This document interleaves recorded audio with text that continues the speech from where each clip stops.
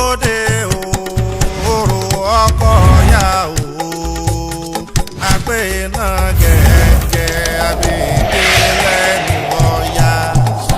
Ode oro ọkọ ya o, agbe náà gẹ́gẹ́ abèdè lẹ́nu ọya.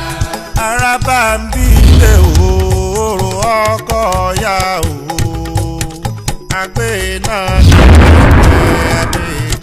lẹ́nu ọya.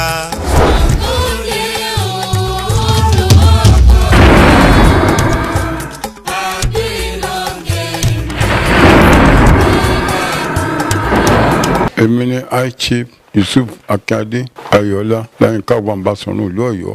Àdúpẹ́ bọ́lọ̀ ọdún Ṣàngó tí a ń ṣe lọ́wọ́lọ́wọ́ yìí nígbà tí bàbá wà láyé ó tiẹ̀ jẹ́ pé Ṣàngó ṣíṣe wa ẹlẹ́ẹ̀kẹtàlá ni gbogbo bá a ṣe ń ṣe ńgbà tí a ti bẹ̀rẹ̀ nígbà bàbá kú kò sí tó yàtọ̀ mẹ́ bá a ṣe ṣe náà nù. akiri fìjà lọ bí ọlọ́jì òkùnkùn sí Ọ̀yọ́ la wà lónìí ọmọ ogun láàrin ọba tó àsùnmọ́ba níwọ̀n ẹgbẹ́ ìjà jìnnà sọ́ba níwọ̀n ẹgbẹ́ ẹ̀fà akọ́lọ́dọ̀ yẹ kú jó àlùbárà ìjìnlẹ̀ èjì onílé Ọ̀yọ́ ọmọ sọyẹ tó sọ̀rọ̀ ìjà àlùkò ọmọkùn ní kápá òkè ìjà àlùkò tààrẹ lómi lọ́jà lọ́jọ́ sí ikúnarí kú jó ìmọ̀dún ọlọ́sẹ̀ lọ́wọ́.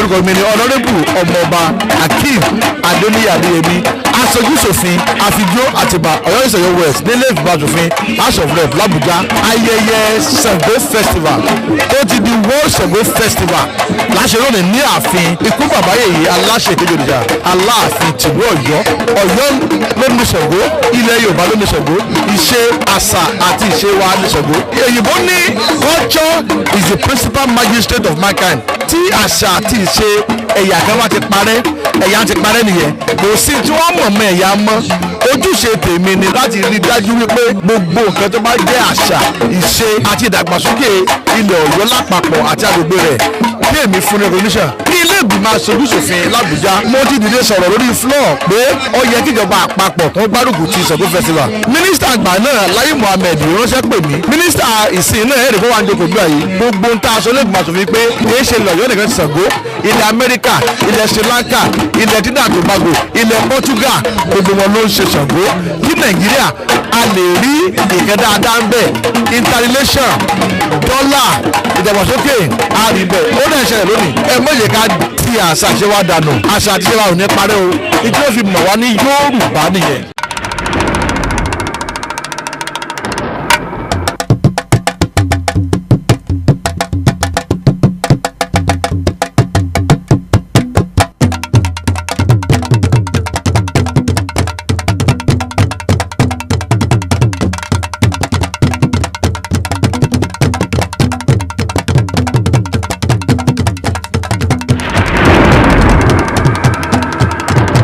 Orúkọ mi ni ọ̀mọ̀wé Wàsíù Àjàní Adéwálé Ọlátúbọ̀sún alákòóso fún ètò àṣà àti ìrìnàjò afẹ́ nípínlẹ̀ Ọ̀yọ́. Èní ni àṣekágbá ayẹyẹ Ṣàngó òní ni à ń ṣe nínú ààfin tẹ́lẹ̀ mọ̀ pé òní ni ó wà jẹ́ àkọ́kọ́ tí a máa ṣe lẹ́yìn ìgbà tí UNESCO àjọ àgbáyé tí wọ́n tẹ́wọ́ gba Ṣàngó tó di ọdún àgbáyé ẹ̀ẹ́dẹ̀ rí pé gbogbo àwọn èèyàn káàkiri gbogbo àgbáyé wọ́n wà níbí. Ìmọ̀ràn mi ò ní wípé torí táwa gbé lọ nípínlẹ̀ Ọ̀yọ́ Ọ̀yọ́ ló láṣà Ọ̀yọ́ ló níṣe ọ̀nà táwọn fi ń ṣe nǹkan wa à ń gbé lárugẹ púpọ̀ màá rọ̀ wá wípé ẹ jẹ́ ká ṣàkìtìyàn láti máa gbé àṣà wa lárugẹ kí á dẹ̀ máa jẹ́ kí àwọn ọmọ wa nífẹ̀ẹ́ sí i òòṣà tá a bá fojú ọmọ èké mọ̀ yóò parun ni so màá fi àsìkò iná Kábíyèsí TV lọ́gbọ̀ ẹnu torí wípé mo rí akitiyan media platform yẹn mo dẹ̀ rí wípé àṣà ni wọ́n ń gbé lárugẹ púpọ̀ so mo ń kí yín mo dẹ̀ ń yìn yín àwọn alálẹ̀ ó máa wà pẹ̀lú yín iléeṣẹ́ yín ó máa gòkè sí ni o ẹ ṣé.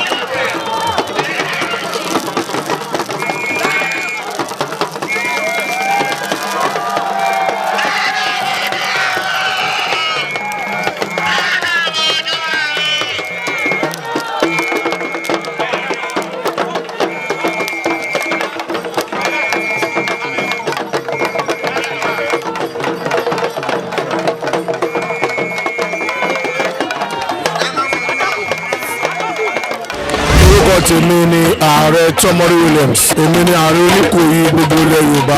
Àwa mìíràn ilé ní láti wá ṣe ọdún Ṣàngó bá ṣe máa ń ṣe lọ́dọọdún ni, ṣùgbọ́n ti ọdún yìí yàtọ̀ nítorí pé ó bọ́ sí ọdún tí a fi ṣe ayẹyẹ UNESCO tó fún wa ní recognition as World Festival Heritage. Gbogbo wa la mọ̀ ipa takuntakun tí ọba Ṣàngó kókó ní ilẹ̀ Yorùbá. Wàá tún ṣe ilẹ̀ Yorùbá nìkan ní gbogbo àgbáyé. Èyí la fi wálé ni pé ká tún wá ṣe bá ṣe ń ṣe ní ọdọọdún. Orúkọ mi ni Ọlọ́run Ismaila Taiwo èké Eléwédú. Ìlú mi náà làwọn àbáyé máa ń ṣe lọ́dọọdún náà nìyẹn. Láti ìgbà tí kábíyèsí kú àbáyé náà ti pèsè ẹ̀ sílẹ̀ lọ́lọ́dẹ̀ tí bàbá fi ámì sí. Bọ́ọ̀dẹ̀ sì ń lọ náà. Àyẹ̀dí pé tọdún nǹkan tó dùn ju tọdún tó lọ lọ. Pẹ̀lú ògùn ọlọ́ọ̀dẹ̀ tó wá máa dùn ni. Lọ́la àwọn bàbá wa bá sọ̀rọ̀ ọ̀fọ̀yọ́ pẹ̀lú àwọn ọ̀yọ́ mèsì pátá. Mo rọ mi pé kí gbogbo ọmọ yẹn tó bá wà ní ẹlẹ́yìn òdì tó bá ti dìgbà tá a bá ti ń ṣiṣẹ́ sí kí ogun náà máa try láti jẹ́ kájọ máa wà ń bẹ̀. Òde òòrò ọkọ̀ ya o, àgbè náà gẹ̀ẹ́gẹ́ àbíké lẹ́nu ọ̀ya.